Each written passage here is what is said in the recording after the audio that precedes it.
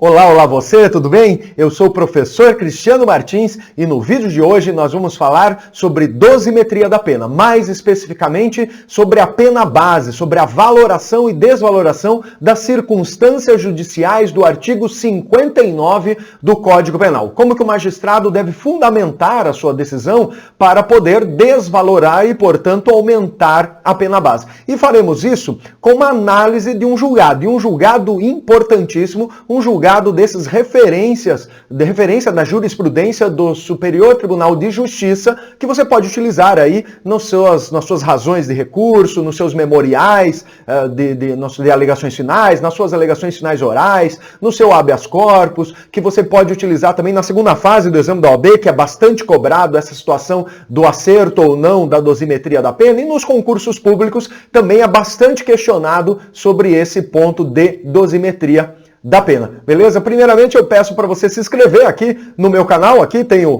botãozinho aqui de assinar o canal, curtir o vídeo, comentar sobre quais são os assuntos que você quer que eu comente, que é para colaborar com o canal e para me incentivar a gravar novos vídeos aqui para o meu canal, beleza? Vamos lá, vamos dar uma analisada aqui no julgado do Superior Tribunal de Justiça. Olha aqui, tem aqui qual é o julgado, né? Julgado de 2016 do STJ da 5ª turma, relator ministro Joel Ilan Paciornik.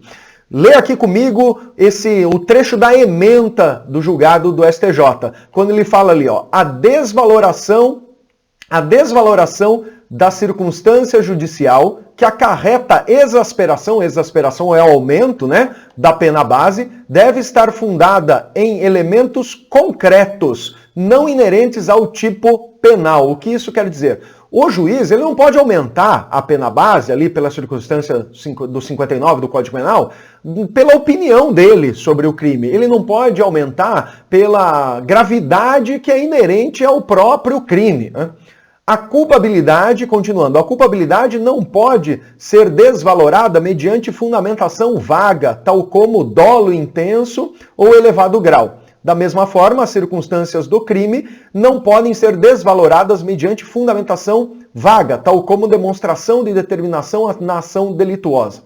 A mera afirmação de que os motivos do crime não favorecem o réu também não configura a fundamentação em elementos concretos. As consequências do crime também não podem ser desvaloradas mediante fundamentação vaga, tal como terem sido gravosas para a família. Então veja a importância desse julgado, né? Qualquer aumento que o juiz faça na pena base, valorando os artigos 59 do Código Penal, tem que estar estritamente fundamentadas em provas que foram produzidas no processo. Não pode ser uma fundamentação genérica, não pode ser uma fundamentação vaga, não pode ser uma fundamentação sobre achismo, sobre a opinião subjetiva do juiz perante o caso. Tem que estar sempre linkada, tem que estar sempre ligada a alguma situação mesmo do crime não, né? Da conduta praticada pelo réu e não pelo crime em si. Porque o crime em si já é grave, né? Porque se não fosse grave, não seria crime. Se não fosse grave, seria um ilícito civil, um ilícito administrativo.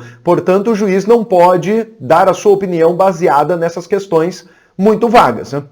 Vamos aqui continuar indo para o julgado e você vai ver, ó, o que está aqui em amarelo, veja aqui, o que está em amarelo é a sentença condenatória, a sentença de primeira instância. Então não é invencionice, não estou colocando nada aqui inventando. Isso aqui, depois eu vou disponibilizar aqui na descrição do vídeo, vou disponibilizar na íntegra essa jurisprudência para você depois poder dar uma lida e poder utilizar aí nos seus recursos. Então aqui o amarelo é o juiz da primeira instância, o juiz da sentença penal condenatória. E aí vocês vão ver como que esse juiz fundamentou, ou, na verdade, né, não fundamentou ao aumento da pena base. Veja só o que ele colocou lá. A culpabilidade do denunciado é elevada, pois agiu com dolo intenso, sendo altamente reprovável. Então aqui ele fazendo a análise da culpabilidade, que é a primeira circunstância judicial prevista lá no artigo 59.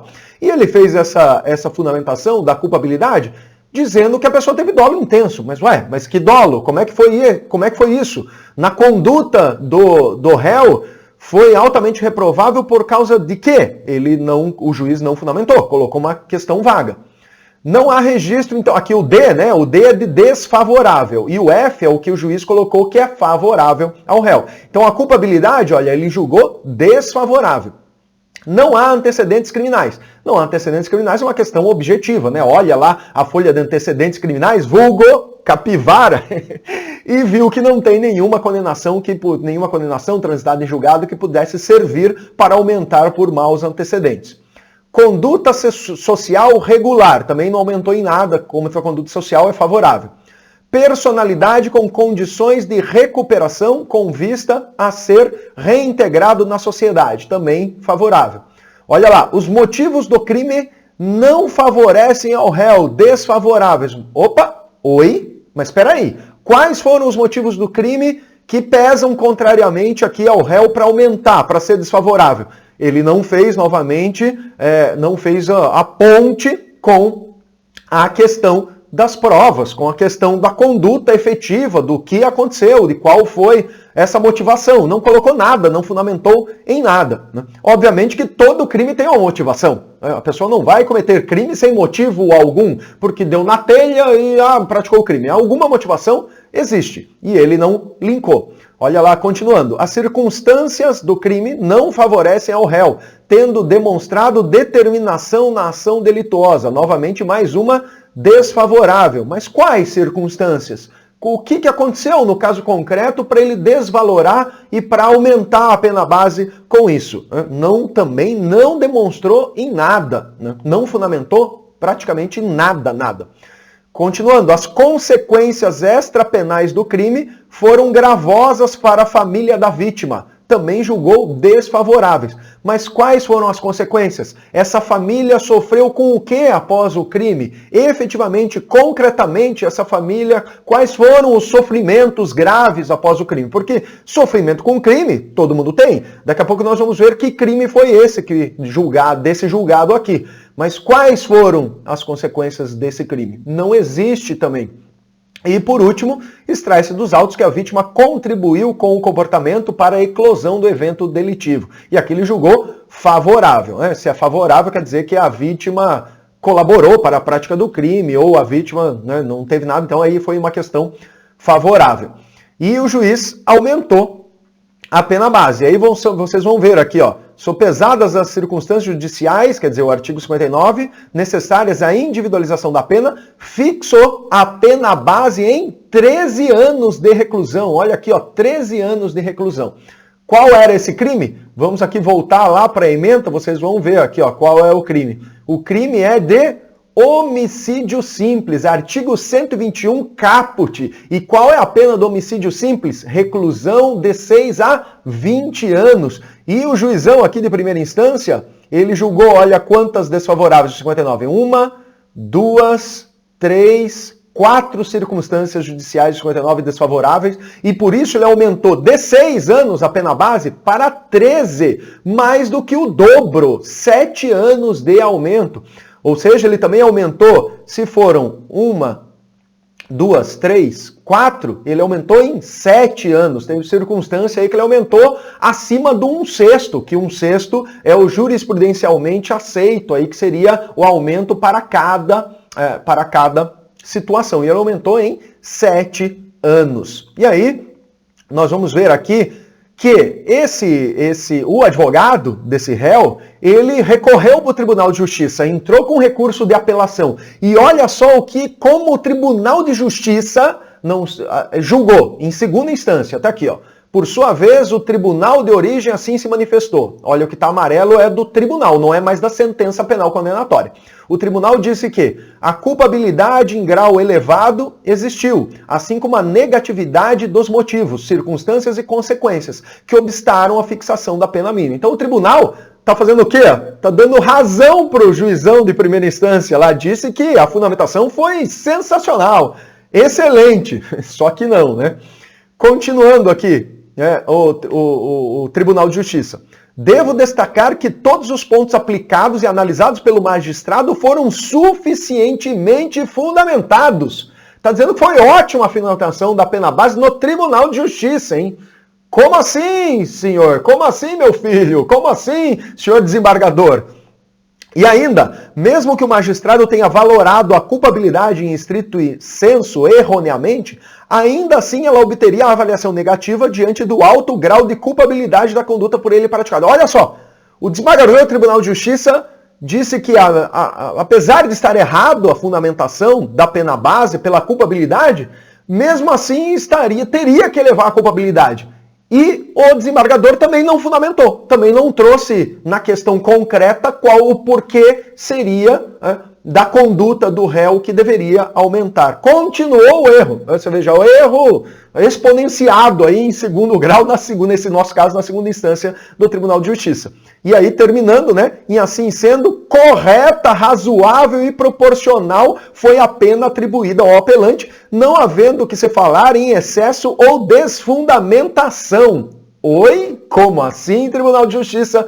Pois é, você acredita que, às vezes porque a pessoa passou num concurso público para magistrado, às vezes porque a pessoa é desembargadora lá do Tribunal de Justiça, as decisões dela só são corretas, né? Não são aqui um caso concreto e real de que o erro persistiu também na segunda instância. Quando você se forma advogado, você fica transtornado com esses erros do juiz de primeira instância, com os erros dos desembargadores do Tribunal de Justiça. Com o tempo, você vai vendo que isso é necessário, porque se eles não errassem, não existiria os advogados, né? Os advogados não precisavam ter advogado. Se não tivesse erro do judiciário, para que advogado? Para que entrar com recursos? Então, na verdade, para o advogado é bom, né, que tenha esses erros, porque assim nós, advogados criminais, nós conseguimos sustentar nossas famílias e ganhar dinheiro, né, no erro. Continuando aqui a análise, agora veremos o que o Superior Tribunal de Justiça, que é essa jurisprudência que nós estamos analisando, o que o Superior Tribunal de Justiça, o que o nosso ministro relator aí, ele disse sobre esses erros de primeira instância aí no Tribunal de Justiça. Só o que está em verde é a questão do voto do STJ.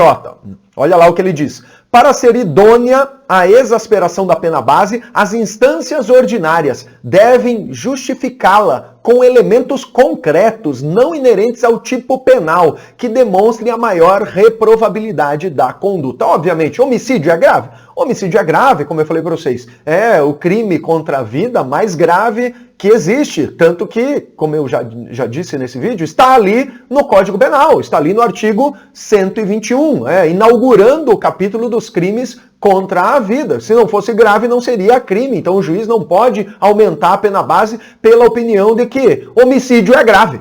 Isso aí não é fundamentação concreta. E aí o STJ cita algumas outras jurisprudências. Olha aqui essa primeira jurisprudência. Né? A fixação da pena base deve contar com fundamentação concreta, idônea, individualizada, nos termos do artigo 59 do Código Penal e do artigo 53, inciso 9 da Constituição Federal, que é aquele instituto que fala sobre todas as decisões judiciais devem ser estritamente fundamentadas. Não bastando, continuando aqui, não bastando para tanto meras referências a termos genéricos, como culpabilidade intensa, exigibilidade de conduta adversa, lucro fácil, causando prejuízo à vítima, porque essas são circunstâncias que fazem parte dos elementos do tipo penal. O que é elemento do tipo penal, elemento do crime? São as próprias palavras do crime, né? Matar alguém, que é o artigo 121 do homicídio simples, né? O matar alguém já é grave, né? Matar alguém já tem culpabilidade, matar alguém já causa, obviamente, prejuízo à vítima, prejuízo aos familiares da vítima. E aí o STJ continua aqui no voto. Né? No caso dos autos, a exasperação da pena base decorreu do desvalor da culpabilidade, dos motivos, das circunstâncias e das consequências do crime, que foram aquelas 4 desvalorações de aumentar a pena base. Sobre a culpabilidade, a sentença justificou no dolo intenso e o acórdão no elevado grau, sem apresentar motivos idôneos. E aí o STJ traz outras jurisprudências que corroboram essa situação que tem que fundamentar. Olha lá, uma jurisprudência aqui num habeas corpus de 2015. Conquanto o elevado grau de reprovabilidade da conduta configure circunstância apta a justificar o aumento da pena, há que justificá-lo mediante fundamentos concretos, não se prestando a tal a mera citação do conceito de culpabilidade. A culpabilidade, cometeu o crime, sempre é grave, né? Seja doloso ou seja culposo. Mais um aqui, ó, recurso especial do ministro Og Fernandes. No que se refere à culpabilidade, utilizou-se o magistrado de requisitos inerentes à própria caracterização do crime, tendo em vista que ceifar a vida da vítima, que se encontrava completamente indefesa, bem como o intenso dolo e a exacerbada violência, subsumem-se à conduta descrita no artigo 121, parágrafo 2º, inciso 4, que é o homicídio qualificado do Código Penal, razão pela qual não serve como motivação idônea para exasperar a reprimenda na pena base. Na primeira fase, sob pena de dupla valoração, que é o bis in idem, né? Você não vai poder aumentar, se aquilo já faz parte de qualificadora, você não pode usar aquela mesma fundamentação que qualificou o crime para aumentar a pena base, porque isso dá o bis in idem, você valorar duas vezes a mesma situação, em que é atentatório ao tal do princípio geral do direito penal e princípio da pena, o princípio do non bis in idem. Sobre os motivos do crime, continua aqui, né? Sobre os motivos do crime, as instâncias ordinárias sequer justificaram, quer dizer, não fez fundamentação alguma do porquê os motivos eram graves. E aí cita novas jurisprudências falando sobre que tem que haver a devida fundamentação. Olha lá, aqui, nesse agravo regimental do ministro Marco Aurélio Belize. A fundamentação utilizada para valorar negativamente a culpabilidade e os motivos do crime não pode ser considerada idônea, pois baseou-se em considerações vagas e abstratas, não apontando qualquer motivação concreta. Motivação concreta é aquela que está ligada à conduta do indivíduo. Sobre as circunstâncias do crime, a sentença apenas constou que o agravante demonstrou determinação na ação delituosa, sem qualquer explicação do que ocorreu para acarretar o seu desvalor. Determinação para praticar o crime todo mundo tem, aquilo que eu falei, né? Todo mundo tem motivação, todo mundo tem alguma circunstância. E aí o ministro Joel mostra aqui mais algumas jurisprudências quanto a isso. Olha lá essa fundamentação. Carece de fundamentação a negativação das circunstâncias do crime quando apenas se afirmou que seriam desfavoráveis, mas sem mencionar o motivo. E por último, as consequências do crime, né? Que só colocou, lembram, lá na sentença penal condenatória de primeira instância, eles colocaram que as consequências eram muito graves para a família, sem especificar quais seriam essas consequências. Homicídio sempre vai trazer consequências negativas. E aí traz uma nova fundamentação aqui de uma nova jurisprudência, né? Que diz o seguinte, no habeas corpus. A pena base foi majorada indevidamente no tocante às circunstâncias e consequências do crime, porque a instância ordinária se valeu de dados genéricos e vagos para justificar a exasperação e utilizou de elementos inerentes ao próprio tipo penal. Olha lá mais uma. Não tendo o juiz sentenciante demonstrado de forma concreta as razões pelas quais considerou desfavoráveis ao paciente as consequências do delito e tendo se utilizado de referências genéricas e de referências de elemento do tipo penal, que são as palavras que formam ali o crime, para elevar a sanção, de rigor à redução da pena base nesse ponto. Então, olha só, e aí continuando aqui a jurisprudência do STJ, olha, diante de tais considerações foi realizada nova dosimetria da pena base. Na primeira fase, a pena base foi fixada no mínimo legal, ante a ausência de justificativa concreta apta a desvalorar as circunstâncias judiciais do artigo 59. Então veja o que aconteceu. A pena base lá da sentença penal condenatória de primeira instância e depois, posteriormente, no recurso de apelação no Tribunal de Justiça, ela permaneceu nos 13 anos fixados, né? Que o juiz aumentou, lembram lá, de 6 para 13. O que aconteceu aqui no julgamento do STJ? Eles reduziram a pena base para o mínimo legal. Então voltou de 13 para 6 anos. Olha a importância de você, defensor, saber corretamente como fundamentar os seus recursos, as suas apelações, os seus recursos especiais, enfim, para as instâncias, para os tribunais superiores, né? Imagine se você não faz esse recurso, se você não sabe, não conhece essa jurisprudência, o seu cliente vai ficar com pena base de 13, quando na verdade deveria ser pena base de 6 anos, né? Voltando aqui ao julgamento, né? Terminando aqui, ante ao exposto, voto no sentido de negar provimento ao agravo regimental. Então, aí permaneceu, como você pode ver, permaneceu aí a pena base no mínimo legal. Beleza? Então, lembrando-se que a pena base, as circunstâncias judiciais do artigo 59 do Código Penal, o juiz obrigatoriamente deve sempre fundamentar concretamente, fazendo a ligação com as fundamentações concretas da conduta. Não pode fazer fundamentação ligada ao crime, porque o crime em si tem culpabilidade, o crime, se houve o crime, tem consequência, tem motivo, então tem que ser algo que ultrapasse o normal da prática do crime. Minha cachorra tá latindo um monte, não sei se vocês estão escutando, relevem a minha cachorra latindo. Estamos terminando o vídeo, portanto, dosimetria da pena base, artigo 59, tem que haver a fundamentação concreta, baseada em casos concretos, de acordo com o que diz o artigo 93 da Constituição Federal. Beleza? Muito obrigado. Eu peço para você curtir aqui o vídeo, curta o vídeo, comente, se inscreva no canal, ative o sininho para as notificações de todos os novos vídeos que eu postar. Isso fortalece o canal, isso faz com que outras pessoas assistam e me incentiva aqui o professor Cristiano Martins a gravar novos vídeos para você. Outra coisa, se inscreva também aqui na descrição desse vídeo, tem as minhas mídias sociais, tem o meu canal no Telegram, se você quiser ter acesso a novas audioaulas, novas videoaulas, tem um canal lá no Telegram também para você fazer parte, que é Direito Raiz, o meu canal. Grande abraço, muito obrigado, até o próximo vídeo.